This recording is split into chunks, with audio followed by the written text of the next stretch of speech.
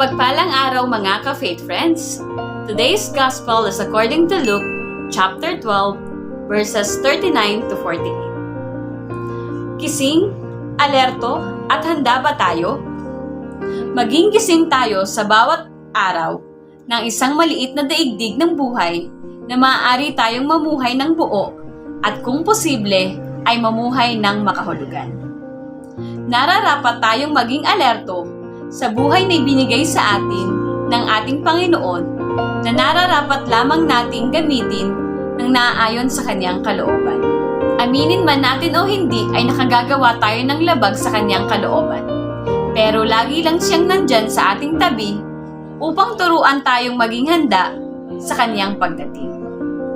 Dapat lagi tayong handa. Sa bawat pagsubok ng buhay ay nararapat lamang tayong magtiwala sa Kanya.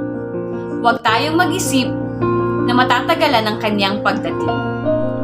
Hindi natin alam na lagi lamang siyang nandyan na nakasubaybay sa atin anuman ang ating hakbang na gagawin. Minsan, naiisip nating hindi na siya darating dahil sa hirap na ating nararanasan. Ngunit ito pala ay isang aral na itinuturo niya upang tayo ay maging mga matapat niyang katiwala. Marami sa atin ay takot mamatay dahil hindi natin alam ang naghihintay sa atin sa kabilang buhay. Kaya't, kung kabutihan ng ating pinapalaganap sa makamundong buhay, ay makasisiguro tayo na ang naghihintay sa atin ay buhay na kasama ang Diyos. Hindi tayo dapat matakot kung tayo ay naniniwala dito.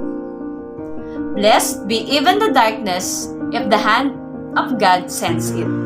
We will walk confidently in the dark with the thought that the angels are guarding us to keep us from stumbling.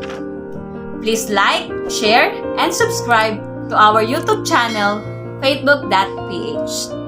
Hanggang sa muli mga ka-faith friends, God bless!